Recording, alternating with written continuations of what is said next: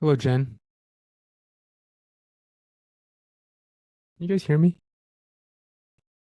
Yeah, we can hear you. Sorry, I'm just not. I just put myself on mute and off Okay. camera. Okay, no worries.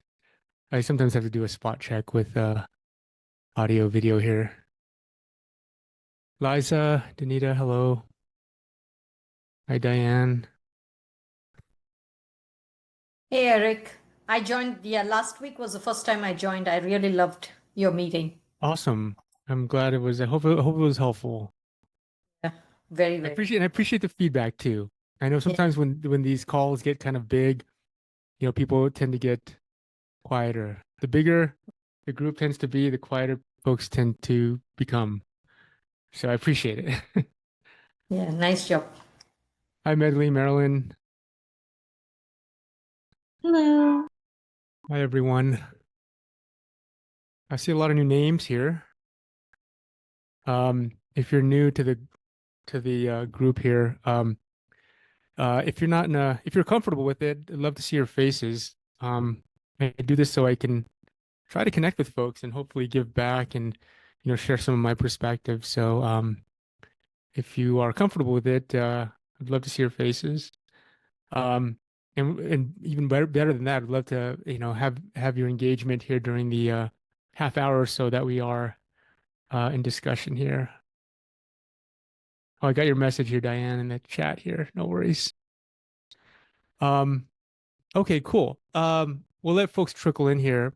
Um, for folks, can I just see a wave of hands of how many folks are kind of first time here? Okay. I gotta change my view here so I can see everyone's faces.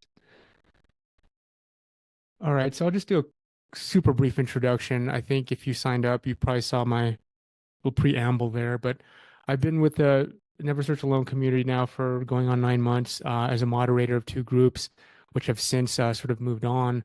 But in that time, I've seen that there's a lot of opportunity to shed some light on the whole recruiting process. Um, that I think having the right insight and the right perspective at the right time can really be helpful for job seekers in their search. And so that's why I'm doing this on a weekly basis, 30 minutes, give or take, each Thursday. And a little bit about myself. I'm still a recruiter. I've been recruiting now for about 11 years, mostly for venture-backed startup and growth companies, everything from executive level down to senior level individual contributor. And prior to my recruiting career, I was in software product development and product management. And so I have a bit of a technical background.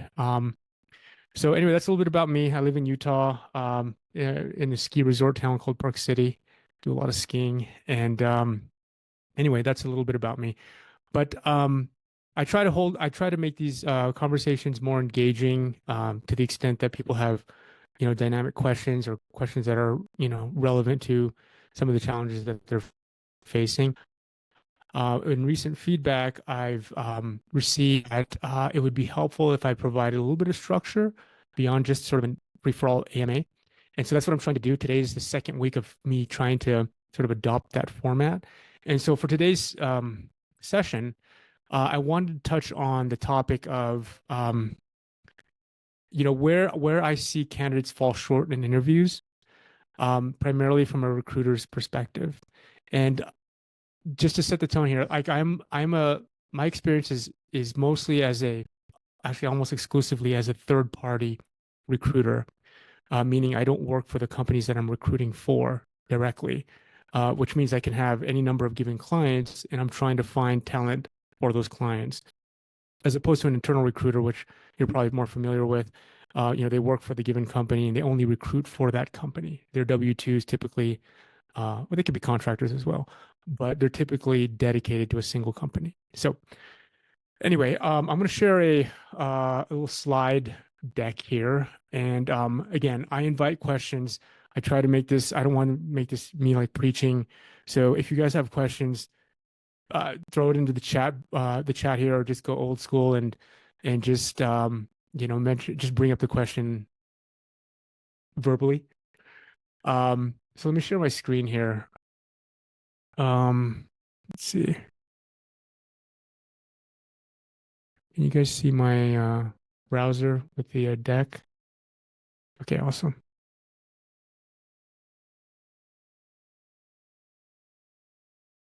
Okay.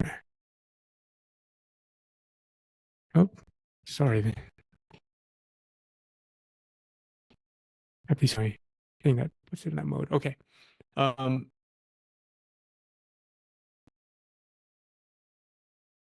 okay. So where do candidates fall short in interviews? Really insights from a single recruiter's perspective, mine. And so hopefully I'm not repeating a lot of stuff you guys already know. If that's the case, please ask me lots of questions. I want to make sure that this is valuable for you guys. So I'm just going to go through what I believe to be like 7 or 8 slides, really starting with the mistakes that I see and providing my input as far as antidotes to that. So one of the things I see typically in an interview is just really lack of unfocused research. And I think the error that a lot of folks make is they do extensive research on the opportunity, the company, the role, the industry, but they don't do enough research on themselves. And I know it seems a little bit counterintuitive because most people think that they know themselves, but in fact, what I see is a lot of times they don't know themselves as well as they could. So I would encourage folks to do some research on yourselves. Again, it's going to sound silly, right? But some of the things that you should know about yourself are what you're looking for, right? What your strengths are, what your shortcomings or weaknesses are, right? Because to the extent that you can understand yourself, you can partner more closely with the recruiter, right? It doesn't become this adversarial thing where you have a used car salesperson trying to sell, an unknowing customer, right? If you know yourself better, you're able to understand what you're looking for and what you're not looking for, and that's a lot of times that's what a recruiter is looking for, and right, they're looking for the right person, the right fit, and so to the extent that you can know yourself and be very clear about, in the NSA we talk about candidate market fit statement. To the extent that you can know yourself and present that well, you're actually partnering with the recruiter now, right? Because you're working with that person to help find the right person. And you might not be the right person, and that's okay. In fact, that's for the most part, that's okay, right? Because ideally you're trying to position yourself for a position that is longer term. And I know that in this industry, or I know in this environment right now, some folks have to make sort of economic decisions about what jobs they take, maybe to make ends meet in the short term. And I completely acknowledge that. If that's the case, do what you need to do. But if you have the luxury of being able to be a little bit more selective in the position you're going for, I really encourage you to get to know yourself better, in terms of, again, sort of likes, dislikes, strengths and weaknesses, opportunity. As far as sorry, I'm mixing my words here. Haves and must have nots, must nots, right? So do that research. The other thing too that a lot of times people don't have a clear understanding of themselves when I'm interviewing them for a position is kind of what their market value is. And so this comes up when the question is posed, what are you looking for in your next opportunity as far as compensation, right? And so a lot of times I'll get an answer of like, oh, it depends, and that's fine. A lot of things depend, but if you could say, like, what does it depend on? That would be taking it to the next level, right? And so you have to do the research in terms of understanding what you bring to the market and what the market will bear for those skills and experience, right? So if you come into that, if you come into it with that understanding of yourself, it'll be you'll present yourself in a much stronger light. Researching the opportunity, I mean, I think you guys probably get enough of this in the NSA and the JSCs, in terms of what to look for in a company in terms of culture and things like that. And I'll touch on this later on in terms of sort of missed opportunities for Q&A. Watch the time. I'm not sure exactly what I meant with this. Oh, I think what I meant by this is being sure that you are focusing your efforts appropriately in terms of research, right? I think people spend a disproportionate amount of research on themselves. I'm sorry, on the opportunity and not enough on themselves. And so that's kind of what I meant by that. The other thing too is where you can sort of focus your research is sort of briefing with your external recruiter and internal recruiter if they make themselves available, or you're able to get them to make some time for you. And what I mean by that is, if you can get a brief from your external recruiter, they can provide you with insights in terms of how you can focus your research, right? And um, so yeah, that's that. Again, chime in if you guys have any question. I'll be monitoring the chat here as well. I see some stuff in here.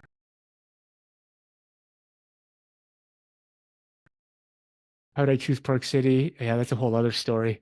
Yeah, I was recruited to go work with Backcountry and in a product management position, but this was ages ago. Sorry, I'm just seeing these now. Yeah, Jen. Yeah, work on your Manukan two-pager. To the extent that you do that sort of foundational work, it does come across in an interview. Proactively covering strengths and weaknesses in the intro. I'll cover that in a minute. In terms of how to engage with your recruiter or the person that's interviewing you. And so just to be clear, I'm primarily focusing on what I see as a recruiter, but a lot of what I see is also what a lot of hiring managers see too in subsequent interviews, right? So it's applicable to both. Let's see. So another mistake that I see as a recruiter interviewing a lot of candidates is not knowing, on behalf of the candidate, is not knowing when to follow and when to lead. So there's a spectrum of interviewers out there. On one end of the spectrum, they could be very new at interviewing, right? And on the other end of the spectrum, they could be quite seasoned at interviewing. And so part of it is like kind of understanding where that person falls in the spectrum. And just because somebody's good at interviewing doesn't necessarily mean that it's going to be structured either. It could be highly conversational or organic. So just because something is structured versus not structured doesn't necessarily an indicator of whether they're seasoned at interviewing. You could have somebody that's very new at interviewing, and it could be highly structured. In fact, that's often what I see for the ambitious interviewer that's new to it, is they'll have a whole script of questions that they need to ask, and they're just kind of going mechanically through it. Very scripted, very structured, but it's not necessarily an indicator of how seasoned they are as an interviewer. So ideally, a seasoned interviewer will make the interviewee, the candidate, feel very comfortable so that they can get the real truth from them. And they'll be able to navigate and go deep where they need to go deep. And they'll be able to bounce almost seamlessly from topic to topic, right? And go broad, but then go deep where they need to, right? Because the goal for the recruiter is to try to get to the truth, right? And obviously it's a challenge to do that in 30 minutes. 30 minutes, 45 minutes. And so they're going to have to be very focused on what they're trying to get to, right? Ultimately, the recruiter is trying to build a case. And if they see red flags, they're not going to spend as much effort in building that case. But as they start to see more green flags, they're going to put more effort into building a case for you, because their role as a recruiter is to champion you, to build a case for you for the next step. They're trying to build a case for you, obviously, for why the next interviewer should be spending time with you, right? And don't get me wrong, they want to build that case. A lot of folks think that recruiters are just out there to try to disqualify folks. There's an element of that, but for the most part, they want to build a case for you. So going back to this, so a lot of times I see candidates falling on one end of the spectrum. Either they want to take charge and lead the interview. This happens a lot. In fact, with more senior level candidates, because they're used to being in charge. They're used to taking lead. And so a lot of times I see that with more senior level candidates.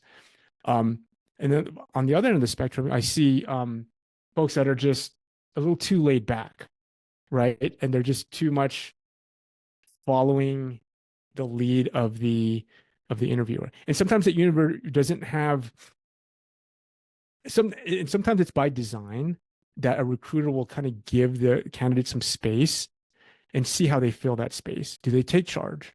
Do they take lead? Do they take charge in a way that's more collaborative, right? And so I'm not saying that all recruiters do this, but I certainly do, right? That there's an opportunity to get to know someone by giving them some space and seeing what comes out of it, right? And so the first thing I would say is to start by being a good follower, right? Follow the lead of the interviewer. And also, kind of my point earlier was try to assess whether the interview knows how to interview And do you feel like they have an agenda, or is it just talking about the weather? Which, by the way, don't talk about the weather. Everybody does it. Everybody does that, and it's not a good use of your time or the interviewer's time. There's other ways that you can make small talk that's still relevant to why you guys are talking, and it's still relevant to helping them get to know you better, and vice versa. Let's see. Take lead if you sense that they're different. So if they're deferring space to you, take the lead, right? Take the lead, but not in an overbearing sort of way, right? Always check in with the interviewer to see if that's kind of what they're looking for, right? You want to get some validation of what they're looking for, because sometimes recruiters, they won't tell you what they're looking for, but ultimately they're looking for evidence so that they can make a case for you. At least the conscientious recruiter, right? There's lazy recruiters out there. Recruiters fall in this entire spectrum of lazy to conscientious to shady to, high integrity and loyal.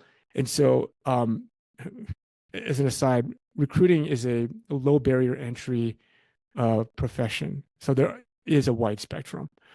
Okay. Let me just glance at the notes here. I don't think we're going to get through all this, but it's fine. We could do another session of this. Body language. Yeah, that's great. I think I deal with that here in one of the slides. An argument here, it's essential to know what you bring to the table and what doesn't. Let's see. What about talking about coffee? Truth be told, I call this coffee with a recruiter, but I drink coffee in the morning, but I drink tea throughout the day. Any small talk resources? I hope I'll cover that in a separate slide here.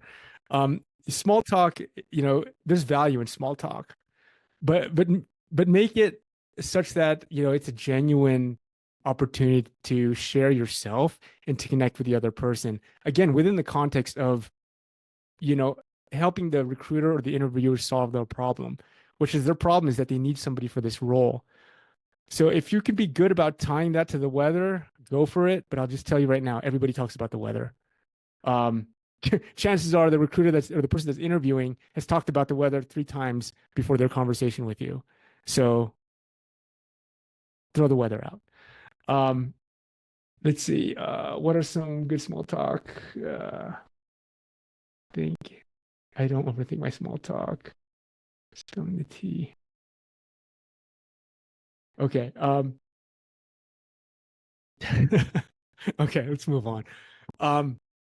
So mistake, telling the interviewer how great you are. And I'm not talking used car salesperson because that's pretty obvious, but you want to show them, right? I had this interview once where I was working for a local client here in Utah. They're a venture capital firm, and I gotta tell you, it's one of the best searches I've ever done. The caliber of people that I had an opportunity to meet were just amazing. But there was this one guy that stood out that was just, he blew me away. Like, obviously there's something to be smart about just raw intelligence, but this person had sort of an emotional intelligence that was off the chart. And he certainly mastered the art of conversation. He was very transparent about himself, about what he wanted and what he needed. He was very transparent about compensation, and he didn't come across at all as somebody that was how do you say it? Like arrogant or cocky. Not at all. He showed a lot of interest in me as a person, right? And he was very much trying to align with how he could help me and how he could help my search, right? And so it was one of those memorable interviews that just, I can't put my finger on any one single thing. He was very humble. I wrote a post on LinkedIn maybe a week or 2 ago about humility. And humility is one thing, this is something I learned recently. Humility is not downplaying your achievements. It's not downplaying what you're capable of. In fact, it's not, humility is not starting with you. It's starting with your ability to see the potential, the magnificence, the brilliance, the genius in other people. And when I think about my interview with this person, that's what he did. And it wasn't, I mean, he was pretty good. Like I wouldn't say that it was disingenuous or scripted or manipulative at all, but it certainly left an impression. And I interview a lot of people, and that was one of the things that just left an impression. So for what that's worth, he was a master conversationalist. And if you learn the art of conversation, it's really a dance, right? It's a dance of give and take. And conversation is not just a one instance thing either. And so one thing as a recruiter is what I'm doing is I'm facilitating a conversation that spans time, and it's comprised of a number of different interviews, a number of different touch points. And so the conversation isn't just the conversation in that 30-minute interview. The conversation includes the stuff that happens before that interview in the form of text, emails, right? That's all part of the conversation. And so as an interviewer, as a recruiter, as you know, when I'm working with a team of hiring managers and decision makers, all that stuff gets rolled into this conversation that's ultimately used to build a case for you for this position. So just something to keep in mind. Don't tell, show. And you know, we learned this through, you know, by being sort of accomplishment led and leading with accomplishments as opposed to superlatives, right? And being able to tell stories around narratives around those accomplishments, right? Be a specialist, not a generalist. There's so many times when I end up talking with folks and they come to the table with, yeah, I can do anything, right? And again, it goes back to the whole candidate market fit statement, right? If you're a generalist and you're a master of everything, you're really not a master of anything, right? That's how it comes across. Because as a recruiter, what I'm trying to hire is a specialist for my role, for my position. I see some questions coming in here.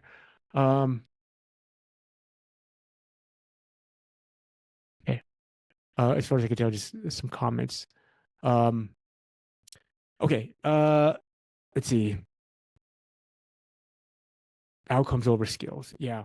If you could show outcomes, because the astute recruiter will be looking for outcomes, and the outcomes that they're looking for are the outcomes that the company is looking for, right? So companies are not trying to hire skills. They're trying to hire somebody that could deliver outcomes, right? And if you could demonstrate those outcomes in the story that you tell. So by the time you're in an interview, right, your resume has been reviewed, at least to some degree. Sometimes there's screening interviews, and sometimes those are like 15-minute interviews just to tell whether you're an actual human and you can talk. But what I'm talking about is like the first real interview. The first real interview, they've already looked at your resume, right? And so now it's time to tell the story and to showcase those outcomes, because they're looking for somebody that could deliver on the outcomes that ultimately the hiring manager is looking for, right? So, okay, let's see, a mistake, being a chameleon. Okay, I get this a lot, and it's actually kind of frustrating. Raise your hands. How many of you folks have seen that movie, Coming to America? It's a classic, right? There's a scene in there where Eddie Murphy, Akeem, he's basically getting set up for an arranged marriage, right, with some princess, and there's a whole like ceremony, and he pulls the woman to the back room to basically, he wants to get to know her, right? He doesn't just want to, he wants to get to know her. So he pulls her in the back room and starts asking her questions. What's your favorite food? I don't remember exactly. What's your favorite food? What do you like doing for fun? And all of her responses were, whatever you like, right? And that stuck with me. And it's so relevant here because, I mean, I get that a lot. And it's not as obvious as, whatever you like, whatever you like. But I do get that a lot. And it's more subtle because, and the way I see it is because they won't tell me what they don't like. And if they do tell me what they don't like, it's just obvious. Like everybody doesn't like that, right? They're not being specific and they're not being concrete. And so they're trying to be a chameleon, right? And so the way that comes across to a recruiter is there's a lack of discernment. And if you stand for everything, you don't stand for anything. That's how it comes across, right? And so I have higher respect, and the candidates that I interview with that are most memorable stand for something. And guess what? It's a bit of a risk, right? But maybe it's a it's sort of that trade-off, right? Do you want to be a chameleon and try to just get the job? Again, I can appreciate that there may be economic pressures to do that, but long term, ideally, if you don't have to be a chameleon and you can identify the opportunities that are not the right fit, you can focus more your effort on the opportunities that are potentially the right fit. So the antidote here, yeah, be your own expression of cool, calm, collected. A bunch of C's here. I didn't think of all these on my own. I use ChatGPT, but they're highly relevant. Competent, confident, curious. Curious is a big thing. Curiosity is a big thing. Credible, charismatic, conscientious. Conscientiousness is also a big thing. I'm not just speaking for myself. I'm speaking for a lot of the companies that I've interviewed for and hiring managers that I've interviewed for, I've recruited for. Candid, concise. Concise is really big. You only have 30 minutes, 45 minutes to interview. You've got to be concise, right? And I think I talk about this in a minute. Okay. Let's see. I'm just taking a glance here at the comments.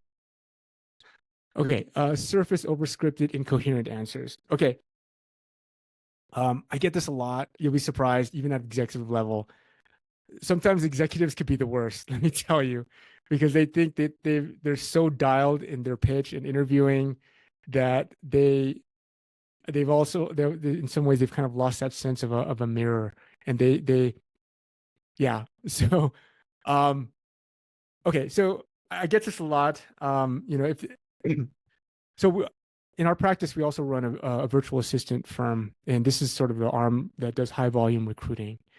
And overscripted is something that I don't suspect that you guys might deal with this too much, but overscripted is when you have just a script that you've memorized. A typical example is, tell me about yourself.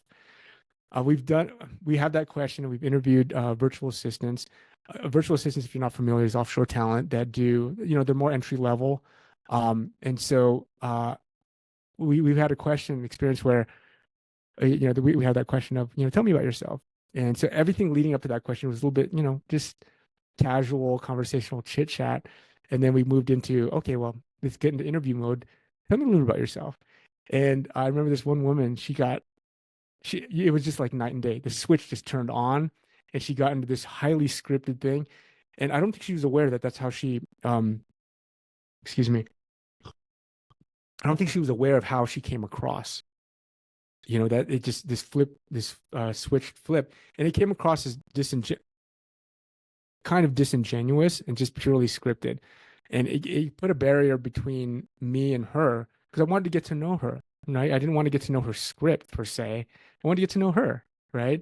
And so I'm not saying don't have a script, but I think it should come from the heart, right? It shouldn't come from.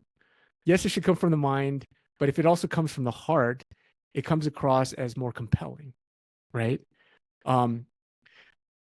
So determine your narrative, have a script if that's easier for you, but make sure that when you are reading that script, it's really coming from the heart. One thing I would also recommend is having 3 to 4 solid stories part of your narrative. If you know those stories inside and out, you can adapt them to any question, really. You have a question about technical experience, a problem with a coworker, like a human resources kind of problem, management problem. You have a problem with a client. You have a problem or a challenge with whatever the case may be. I almost guarantee you, if you have 3 or 4 solid stories, you'll be able to adapt that in real time in your response to a question and being able to provide a concrete example. Using Carl or STAR, I think most of you are probably familiar with this. It's a sort of a framework for answering a question in interviews that has found to be really effective. So context, action, result, and learning. What you learn from that whole experience. Similar with STAR, right? You guys can look this up if you don't know what it is. Situation, task, action, and result, right? Gives a nice framework. And one thing I would recommend is actually mentioning sort of the trigger word. So here's the context of what I did, or here's the context of the situation I was dealing with. Here's the action that I took, and this resulted in this, and what I learned from it was this. actually use that. Let's see, appealing to logos, logic, emotion, and credibility. So I mentioned this earlier. You can appeal to the mind logically, but if you also appeal to the emotion, to the heart, it's very compelling. People remember what they feel, not necessarily what they've heard in terms of a logical argument, right? So if you can try to appeal to both, it's really a strong combination. And again, this is coming from a recruiter that's interviewing people. The most compelling responses to my questions appeal to logic and emotion. And then obviously, if you have experience to back it up or titles or whatnot, that's sort of the credibility side. Limit your response to 2 minutes, please. I get this a lot where people just go off on a 5 minute, soapbox, right? Monologue. Limit your response to 2 minutes. Check in at that 2 minutes. And you'll get a nod or a sort of keep going or a clarifying question at that point, right? And so it makes that checking in is respectful to the listener, and it also gives them an opportunity to engage and redirect. What you don't want to have happen is you go off for 5 minutes, and you know what? You already gave them the answer in the first 30 seconds. That 4.5 minutes is often wasted time, right? Again, it's time management in these interviews, right? So, let's see. Okay, we're at the bottom of the hour here. I see 31 people on here. I'm going to keep going. I think I can knock this out. I'm just glancing here at the thing.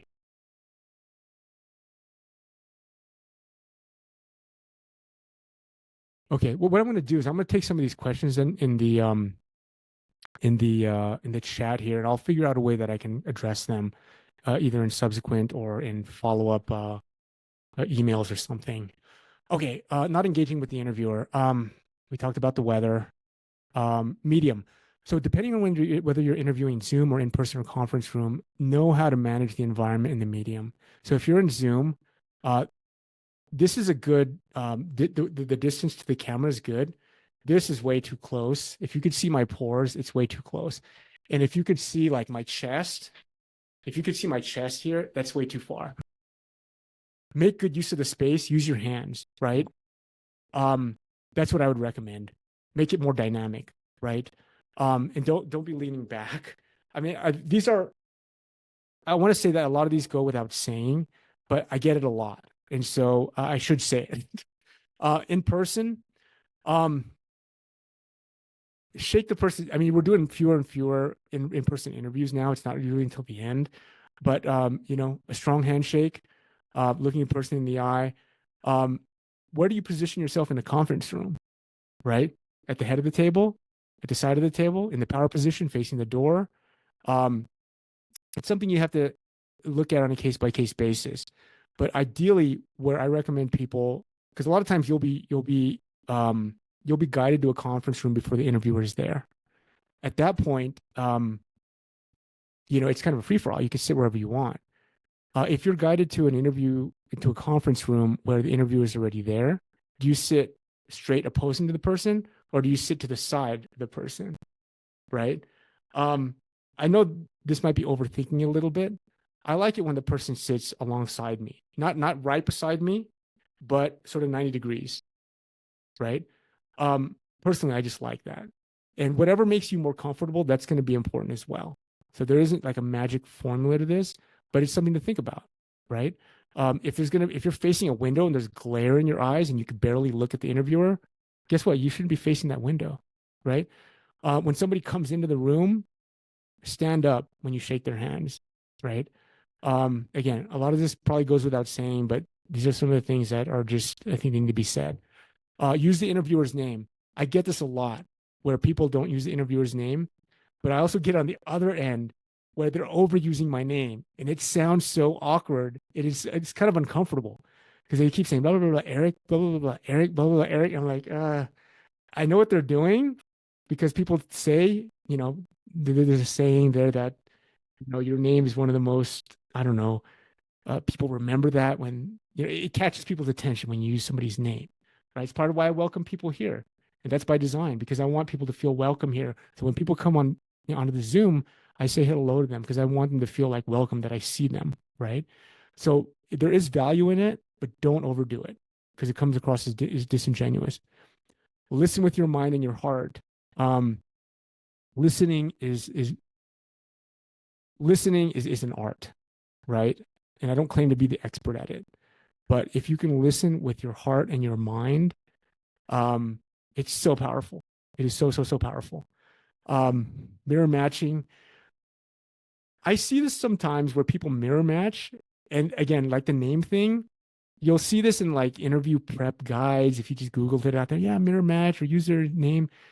I agree with it, but if you do it too much or if you execute it awkwardly, a recruiter can tell.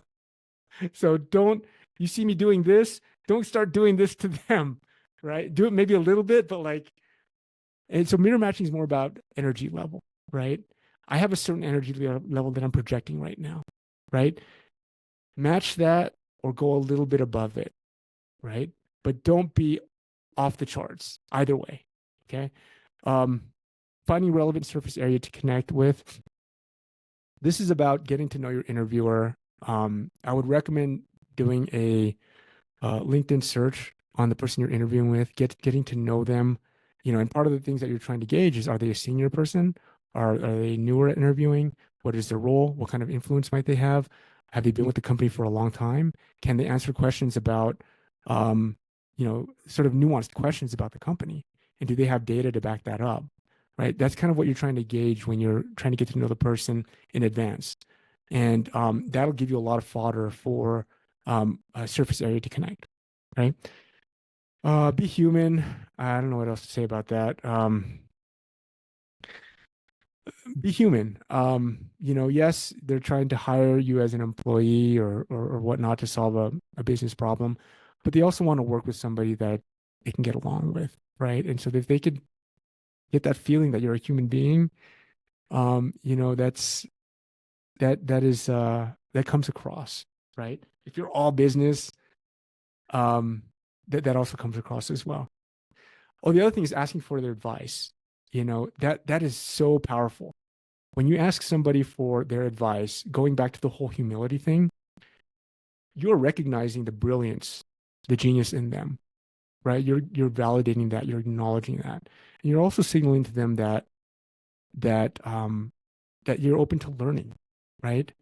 And so when you ask for someone's advice, it's very powerful, even beyond just interviews, right? It's very powerful for connecting, for human connection. Okay, let me see how many more I have here. Okay, I think we can cruise through this. I'm not going to read all of these. I'll send a link out to this deck here. But this is a big one, not making the most out of Q&A. Typically in an interview, the interviewer might concede 5 minutes, maybe 10 minutes to you for you to ask your own questions. So you have to make sure that you are using that time wisely, right? And this starts with answering their questions concisely, right? To the extent that you can answer their questions concisely, in all likelihood, it'll give you more time to ask your questions towards the end. So be concise so that you can get to what you need to get to in terms of your questions. Don't ask anything that you could Google, or I'm using this word now, perplex. I use Perplexity a lot. It's amazing. I use it far more than Google. But don't ask anything that you could look up, right? And if you have that question, it is a burning question, take it offline. You could go find out the answer to that question on Google or Perplexity later.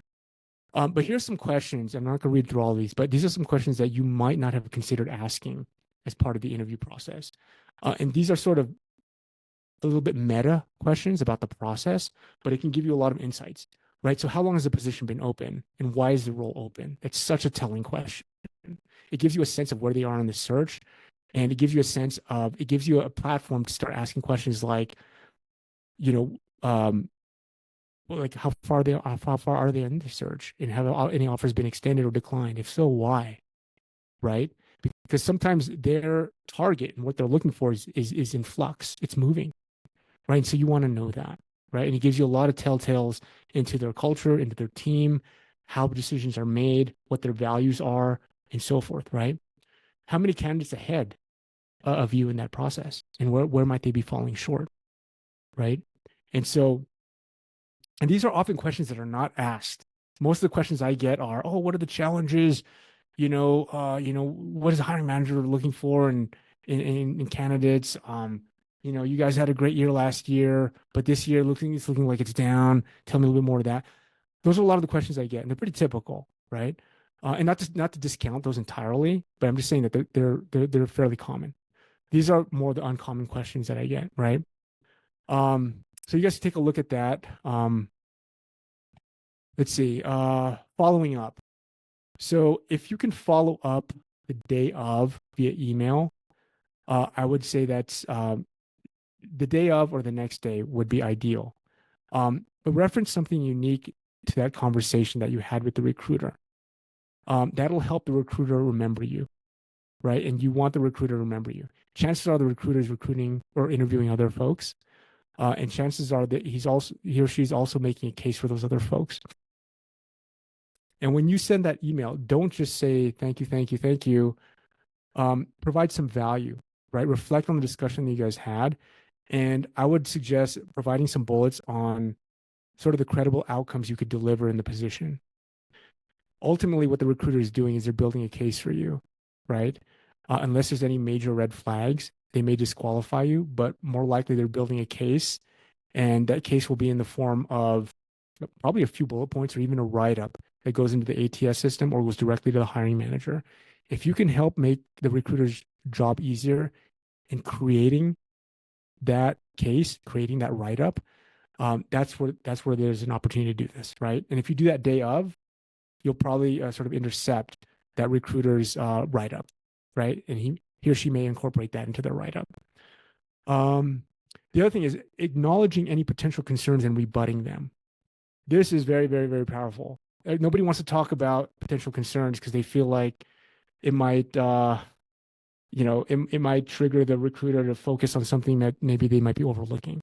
I guarantee you, the recruiter is looking for shortcomings. They're looking for concerns. The astute recruiter will be looking for concerns, and not to say that if you have concerns, you're going to get disqualified. Every single candidate has concerns, even if that concern is the candidate is so perfect. The only concern we have is, are they going to be leaving in 3 months because they're such a perfect candidate and they can get any job out there because they're highly recruitable, right? Every single candidate has a concern. And so to the extent that you can inform that concern and kind of rebut it, and ideally you're getting a sense of those concerns. I think it's one of the last questions I have here is, asking about your candidacy, right? And would you asking the recruiter, would they endorse you, right? And so reiterate why you're excited about the opportunity in that email. Track opens. Mixmax is something that I use, and it tracks email opens. There's a free version out there, and you can use that to track opens to make sure you start to get a sense of whether recruiters or recipients are opening your emails. Very, very, very helpful. And really why it's helpful is because sometimes candidates and just people in general, they imagine the worst, right? Why is the recruiter not responding to me? It's been 2-3 days, whatever the case may be. And they start to project that they're getting ignored, right? And maybe it's the case that the inbox is just so big that they didn't get to it. And in fact, they didn't open your email, right? And so if you can start to understand how people are opening your email or not, you can it can help you set expectations. I find it really valuable. As a recruiter, when I'm working with candidates, I track the email opens and I start to baseline. Candidate A opens their emails within 30 minutes, always, right? So I have a baseline for how they interact with email. This candidate opens their email every 4 hours, right? So maybe they're time boxing their schedule or whatever. They start to baseline, right? And if you can start to baseline your recruiter or your hiring manager or whatever on how they're opening emails, it can help you manage your expectations much more effectively. Also, when they deviate from that baseline, you can start to infer things about what might be happening as well. Okay. As far as following up, persistence, not pestering. I have 3 young kids, and on a long road trip, I get the typical, "Are we there yet? Are we there yet? Are we there yet?" Right? You don't want to come across as pestering.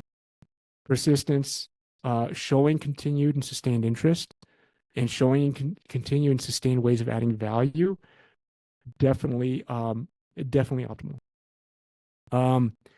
After an interview, debrief with your external recruiter if applicable, and do it quickly. Right? Your external recruiter is probably handling a bunch of different recs, a bunch of different candidates that they're working with. If you have an external recruiter that you're working with, push information to them. Say, "Hey, I just got out of the interview. This is how it went. This is what we covered. These were the next steps. This is why I feel like it went well or not so good," right? And debrief with your interviewer, your recruiter. A lot of folks are doing Zoom interviews nowadays, and in contrast to 2 years ago, being recorded on a Zoom is much more common, and it's not as awkward now. If you're doing a Zoom interview, I would say configure your Zoom or your Fathom or whatever you're using to record the interview automatically. That way it's not awkward. And don't ask. Don't ask. If they're not comfortable with it, they will tell you. Don't ask, "Hey, can I record this interview?" Just do it. Just assume that it's automatically set up in your Zoom, and by default that's what happens. And if they say, "Oh, can you turn this off?" Obviously, turn it off. But there is so much that you can do with the transcription of the interview. And if you're not familiar with this, reach out, and I could give you guys some guidance on how you could take the transcription from the recording, because that's what I do with all my podcasts. That's what I do with all these sessions. There's so much you can do with the transcription in terms of analyzing it. And the analysis can help you improve your presentation, your game, how you come across. There's just so much that you can do with that. So record it. If they have a problem with it, they'll tell you. And obviously, if they have a problem with it, turn it off. Okay, that's all I've got for today. We went longer than anticipated. Yeah, if they hear Jen, if they hear recording in progress, they know it. They know that it's being recorded. And again, if they have a problem with it, they'll voice it. If they don't have a problem with it, then they'll let it be, right? Okay, let's see. I am recording, Diane. I am recording. And just disclaimer, this does get posted on my YouTube channel. I am not posting anything that's written in the chat here. Will this presentation be? Yes, I'll make this available. Since you guys signed up, I'll send a link to this in the follow-up email that goes out to everyone.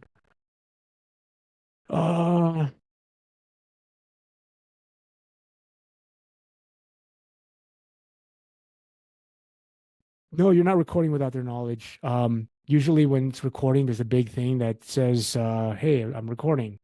And if you feel awkward about it, let them know.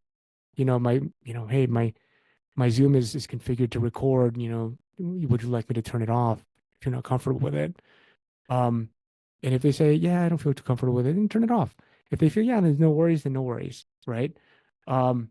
So then what you can do, you can take your phone, hit record, and then they don't know you're recording at all. That's my trick. That's I live another in New York. It's like a right to not tell someone you're recording them sort of state, like check your state Yeah. laws. But I'm in New York, so I do it pretty egregiously. Yeah. There's so much information you could squeeze out of it. I mean, if nothing else, just for your own personal development, and it's a gold mine. It's a gold mine. Okay, I will try to answer some of these questions. I have to run, but if there's just anything pressing to help me sift through this, anybody that wants to just mention anything verbally here, I'm happy to address maybe 1 or 2 questions. Sorry, I should have. Can I go? Yeah, please. I don't see your face. Oh. Jen, is that Jen? Yes. Yeah, Sorry. please, Jen, go for it. Yeah, sorry. I probably should have raised my hands. No worries. But I had a question about basically star stories and Yeah. You have your 4 or 5, right? How do Boys, you yeah. how do you ensure that it's really answering the question that the recruiter is asking? So I did a whole thing this week on, what is the recruiter really asking about when they ask these certain questions? Yeah. Oh, Yeah. let's talk about a time when you had a really difficult decision to make. And that's really they want to know how you make decisions, whatever. Like, what's the underlining question really to hit? So I'm kind of, do you have advice on like how to adapt your stories to fit Yeah. on? So one thing I'll just say is that clarifying questions are so, I keep using this word powerful. They're so effective, right? When you ask when somebody asks me a clarifying question, it signals so many positive things. It signals one, that they care enough to voice a question, and they sense ambiguity and they're trying to clear up ambiguity, right? Because they care. And when somebody asks a clarifying question, for me, it signals high degree of conscientiousness. And like I mentioned before, that's very important for most of the clients that I interview. It's very important, right? And so when you ask a clarifying question, it's very, very it comes across very positively, right? Yeah, I was just trying to think of a counter argument to that. If you ask a clarifying question about what seems to be a very simple, direct question, it could be interpreted as you're avoiding the question. So, what are you hoping to make in your next position, in your next opportunity, right? And you start asking clarifying questions, it could come across as deflecting. So be sensitive to that too. But generally speaking, clarifying questions are really good, right?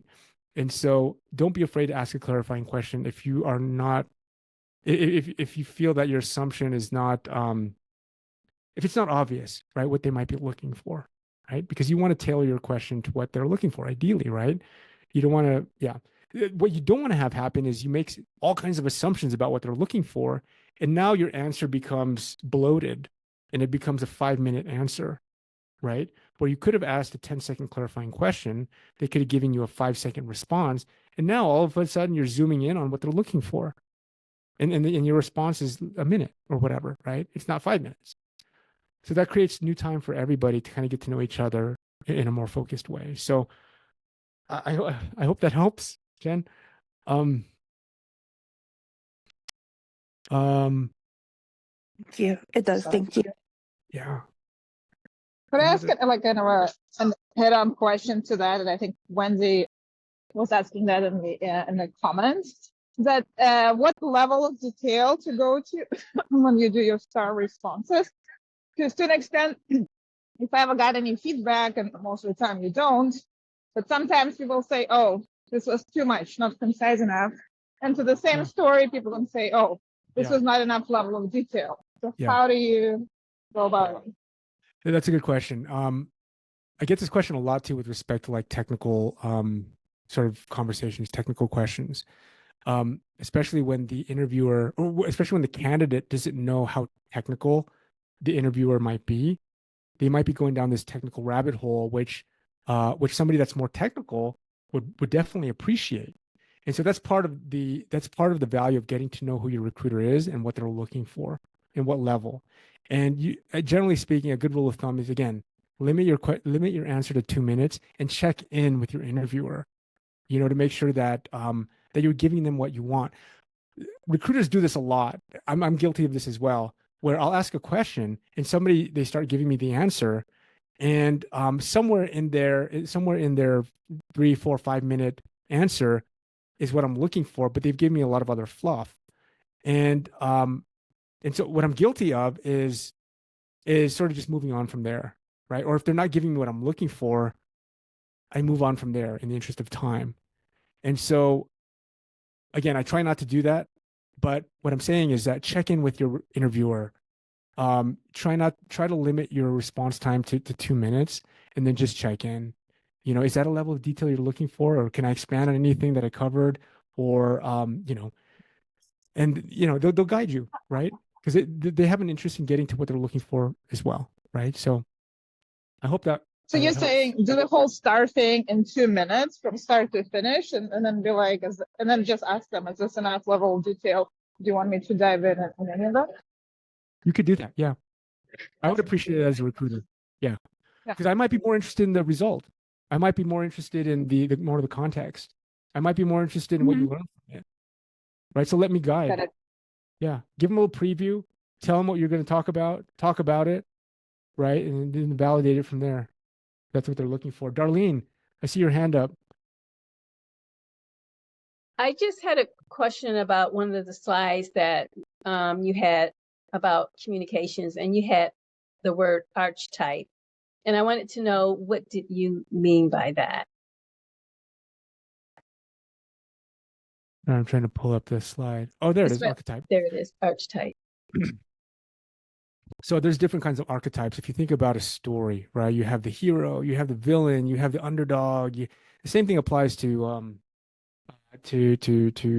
candidates, right? And there isn't like one set of archetypes that you could fit in. Like one archetype could be a career changer, right? One archetype could be, just the star individual contributor. One archetype could be, somebody that has transitioned from working with small companies to large companies. Like that's an archetype. And an archetype, it could comprise like sub archetypes, right? But these are shorthand ways for a recruiter. I mean, not to pigeonhole you, but it gives them a way to kind of label you so they can understand you. Like, are you a career changer? Right?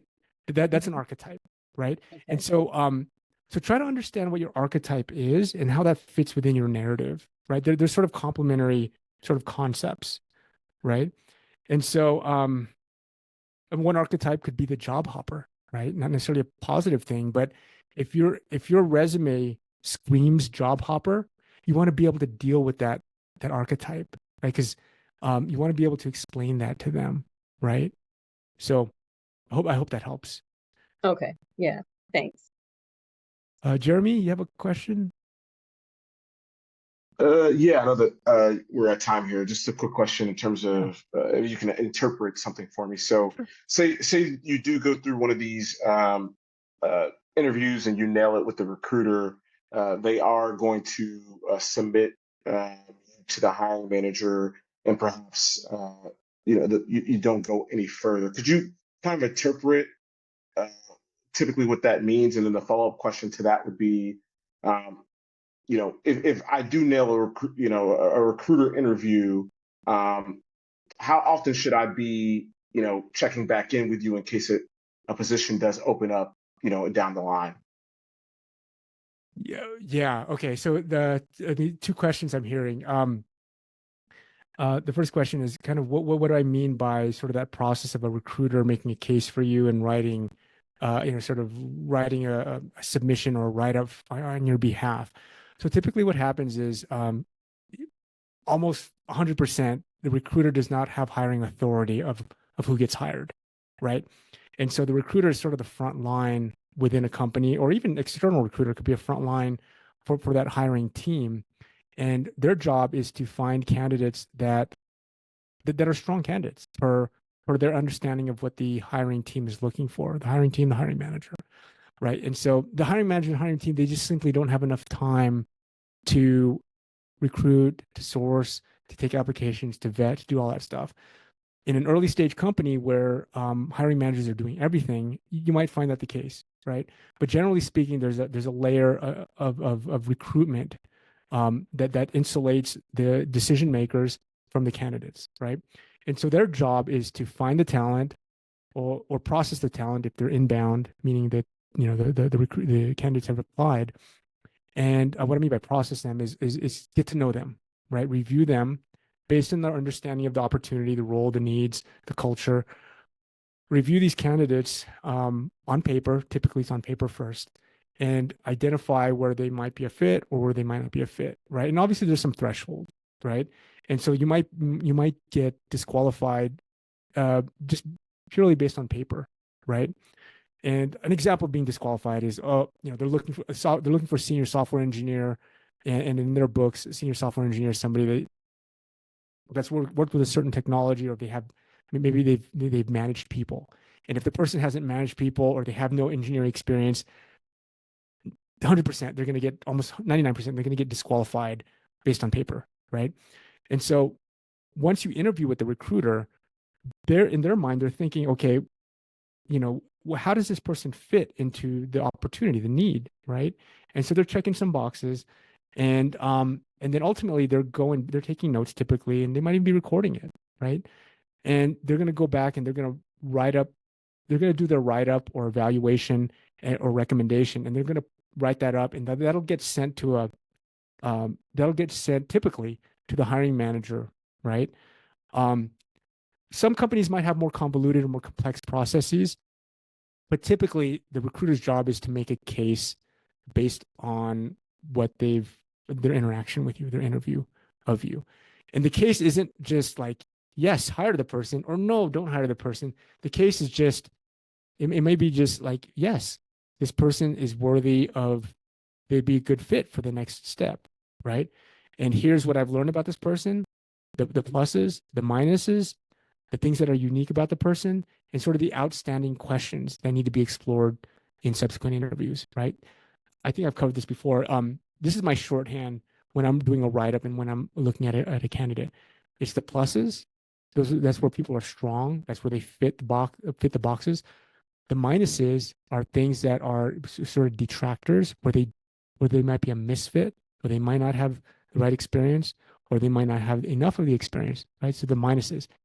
The star, which are the things that are unique about the candidate, right? Something about extracurricular activities, or something, maybe they went to the same university as the hiring manager. Maybe they share the same kind of hobby as a hiring manager, right? So these are the star things, the things that help me remember a candidate. Something that is just, it's not necessarily business related. It could be business related. It doesn't have to be, but it's just something unique about them. They won a gold medal in the Olympics, right? You've seen these kinds of things before, right? That's something that I would put in the star. So pluses, minuses, star, and the question mark, right? This is all shorthand. The question mark is, what are the areas that either need to be explored further, or this is something that is unique or new about the person that I don't know is going to disqualify them or make them stronger candidate. So maybe it's a question mark for the recruiter, and they need to clarify that with their hiring manager, right?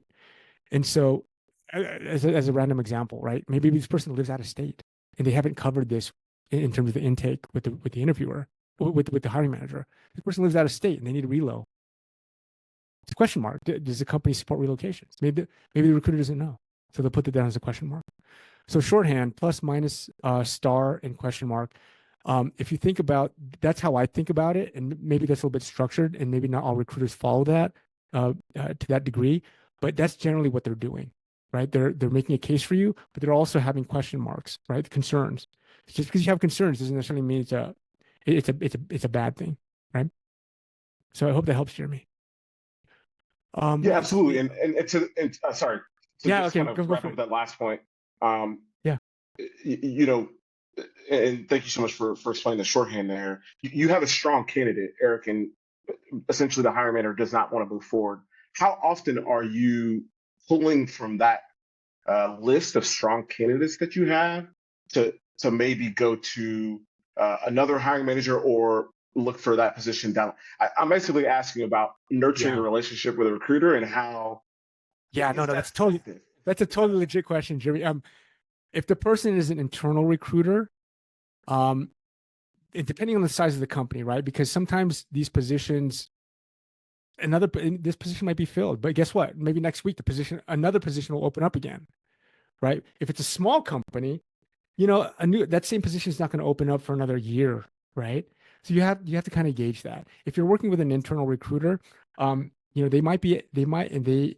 you're convinced that they think highly of you, they will probably advocate for you for other positions, right? Or the same position that may open up in the future, right? So you probably want to get a read on that and just ask them directly, right? How likely will a similar or the same position open up in the next week, in the next 6 months, in the next 12 months?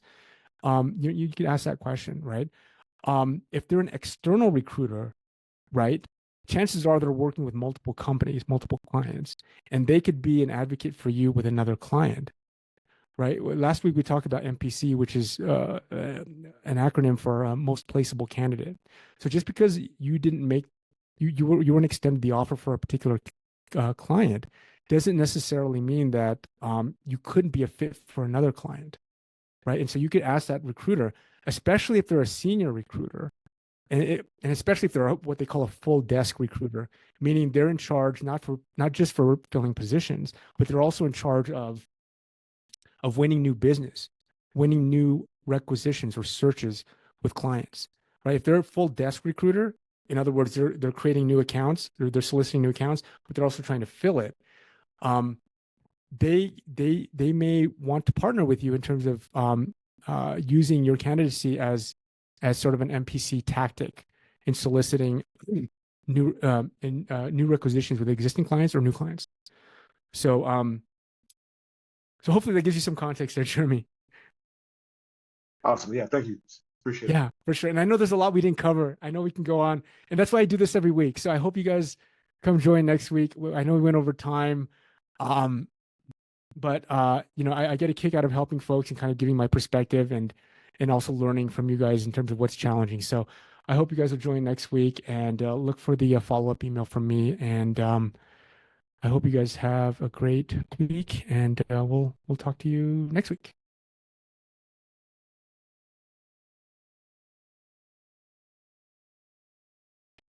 Thank you. Thank you all.